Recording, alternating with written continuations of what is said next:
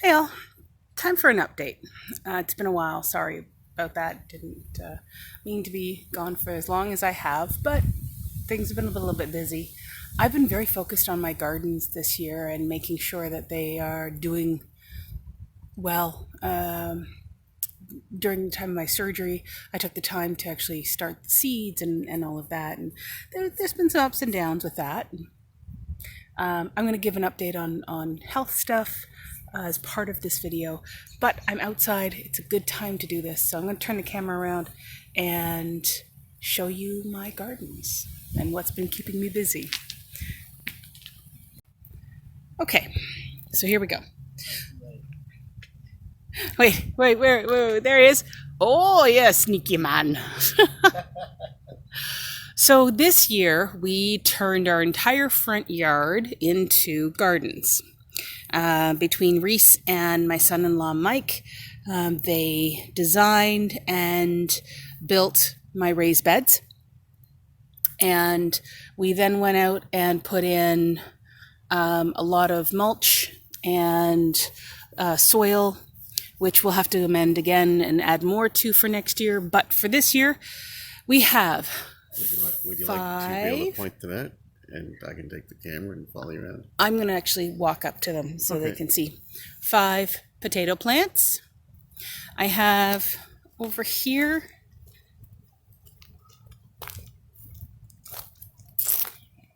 I have some tomatoes. Okay, the majority of what's out here is tomatoes. Let's start here.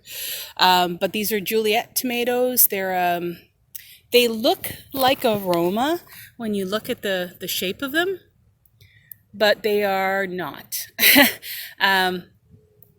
Just a cherry tomato. So those ones should be good soon. I have some sweet peppers. And there it is. Aha, I actually got it on camera. Good. So we got peppers. I've got beets around this little pepper plant. Got some lettuce growing. There's more in the back. Another tomato. Now, some of these tomatoes I started from seed, and some of them I had to fill in with ones I purchased because there was some shock. Again, this is a learning curve. And yeah, so I've got tomatoes pretty much on everything, which is nice. There's another tomato. So when it comes to the peppers, I've got yellow peppers, red peppers. I've got hot peppers, like this one is, oh no, this is a sweet banana pepper. Let's see if I can get it in there. There it is, starting. I threw in, sorry about that, I threw in some radish. That's my second round of radishes. And it's another pepper plant. Tomatoes that there's lots of flowers on, so we're gonna have some tomatoes there and some borage. Look at this pretty flower, isn't that awesome? These are just coming up. And some herbs. Got some herbs going on here.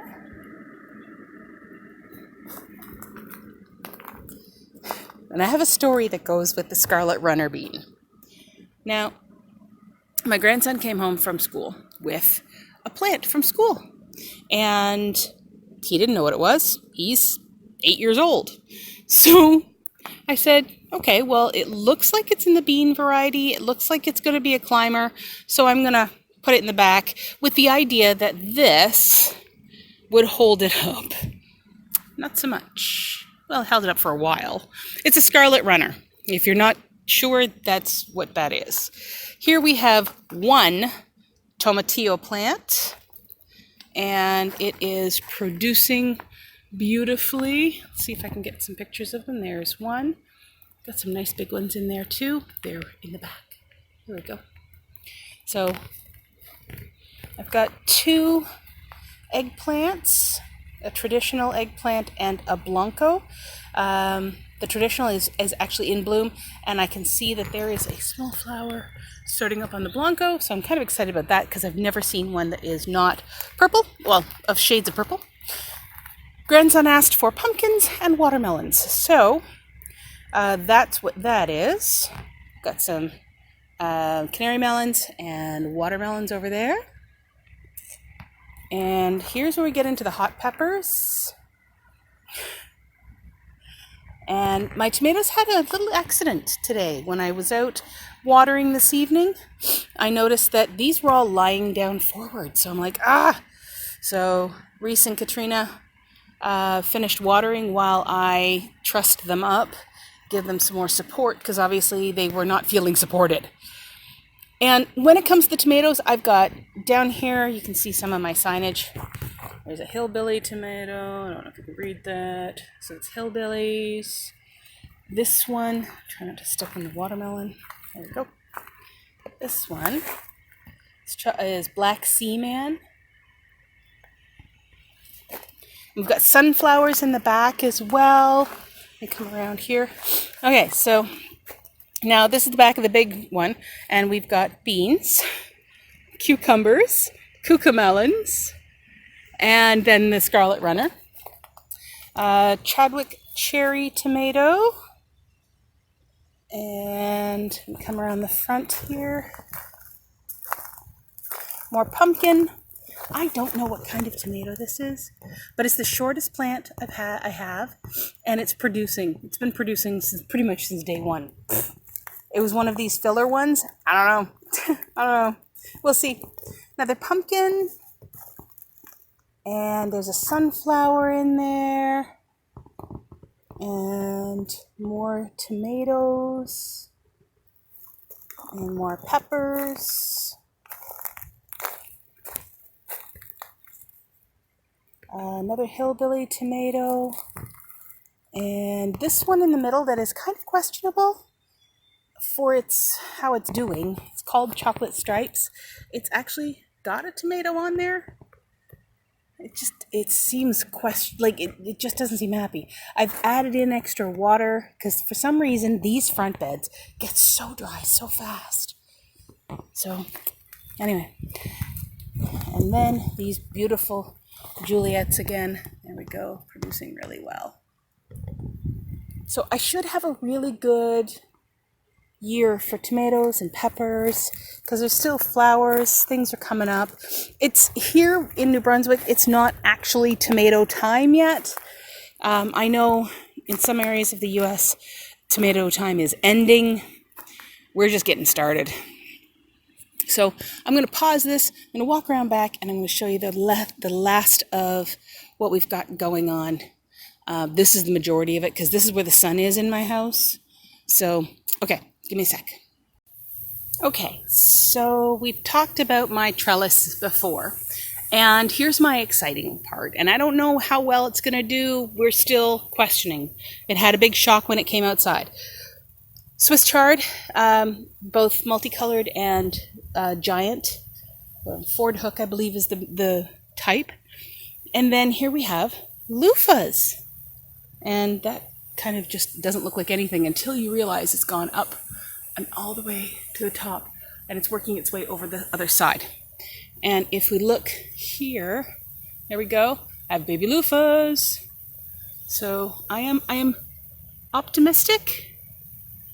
There's another one. So I am, we'll say, cautiously optimistic that I'm going to get loofahs. If we get to, oh, there's another one. If we get to frost, that's it. From what I understand, they're done. Oh, I didn't realize. Look at this. Share this fun with me. There's another one. There's another one. That's cool. Okay. All right. We might get a couple loofahs out of this. That would be cool. And then this year, the majority of my seeds, by the way, I get from M.I. Gardner. I just really like their idea of the 99 cents for a pack. And the seeds are all fantastic. These are supposed to be this color. And they're lovely, sweet peas. So my trellis is looking very prolific this year. I'm very happy with that. And as the peas finish off, then the loofah should take over and actually just go right over the top. I'm growing onions for the first time from seed. I don't know if that was the wisest move, but I got things happening, so we're letting it happen. We'll see. I think next year I'm going to actually get the little bulbs, and we'll start them a little sooner. And then in our sub-irrigated planters, I have some basil that is fighting back. Fantastic. And then this is oregano, but it's an interesting strain of oregano. It's very sweet like basil, but not. I got lettuce. I got lots of lettuce. Actually, I think that my romaine here is about to bolt. And then today I picked up marigold. This is, in the US, they call it calendula, and this will be for soap making and lotion making. I'm going to make calendula oil out of it. My daughter knows how to do it, so I said, great, let's put some flowers together. So that's, the roses are still doing their thing, except for these guys are done. These are my springtime joy. And yeah, so that's where things have been. I've been quite busy, and Reese is cleaning the backyard like a wonderful human. Hang on, let me finish this off. We'll finish this off looking at my feathers. So here's where we are. Here's where he is. He's cleaning up after the dogs because it needs to be done. With my weight loss journey, I am, well, my surgery day was March 15th. Hi, honey. I'm kind of reconsidering who the master is in this relationship with the dog. Oh, there's that. Yeah. Oh, I didn't show them the raspberries. I have raspberries. Oh, there you go. We'll have to go and see that. Anyway, weight loss, for those who are wondering. I am at 305 pounds. Considering that when I first weighed in, way back in that video where I was really upset after my first weigh-in, I weighed in at 391. Now, that is not my highest of all time. My highest of all time was 425, which means I am 100 pounds plus down from my highest weight, 120 pounds from my highest weight, which is fantastic. Since my initial weigh-in, which is what the weight loss team looks at, I am 85 pounds down. I'm feeling amazing. I can do things that I couldn't do before. I am constantly on the go. It's constantly for me, right? I'm not one of these people that doesn't know how to rest. I do. There's some realities when it comes to weight loss surgery that I've been learning to accept. And I think I'll do that in another video. Things I knew going in, but you don't actually face them for reals until after. I think I'll do those in another video. Maybe if I can get Sandy, we'll... looking at you, Sandy. We'll do that one when Sandy's busy building a house. Well, process of all of that. So we're working on it. Yeah. So we'll get to that in another video. In the meantime, one more pause. I'll show you my raspberries, because raspberries, I'll show you first. Hang on. Okay. So in the springtime, we had some friends say, we noticed that they had their places were their houses surrounded in raspberry canes. So I said to them, do you use them? What do you do with them? And they said, we let the birds have them. And I cried a little bit inside and asked if I could rehome some raspberry canes. So I actually got some in the springtime. They said, help yourself to as many as you want. And so I actually have mature raspberry canes that are producing, as you can see, right now. Like we're almost at picking stage here. And because if for those of you who don't know about raspberry canes and how they produce, new shoots do not produce fruit. And this is a really good example. Oh, Look. Look at Look. those. Wow. Oh my goodness, what a pleasant surprise. So, okay, so this is a new shoot. This nice bright green one. This will not produce raspberries until next year. So these are at least a year old. And you know it's done when you can just gently pull it off. Ah! Oh my gosh, that's so good. There is nothing as wonderful. Here. For you, my love. Sorry about the close-up of my hand there, guys. Oh my. Isn't that amazing? Tiny little raspberry with this huge burst of flavor. So I'm going to have to come out here every day and pick a little bit so that I don't lose them to the birds. I mean, I'll share a little, but come on. Oh, well, thank you for sharing that with me, guys. All right, let me turn it around. There we go. All right. Thank you for your patience. In the fall, I will take out my loom and after canning season, get some more weaving videos out.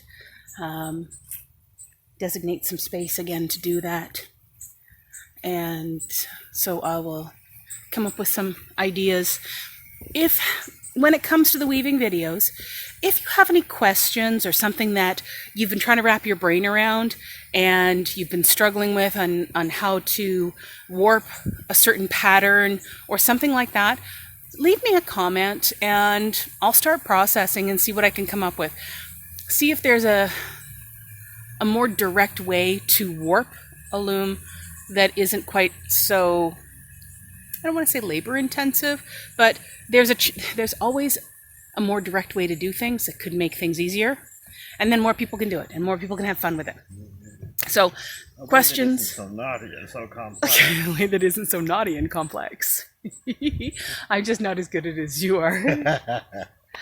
All right, darlings, have a wonderful day, and we will see you all very soon. I promise a more recent update again. As soon as I get some tomatoes out of that garden, I'm pulling out the camera again. Yeah, we'll see you all soon. Bye.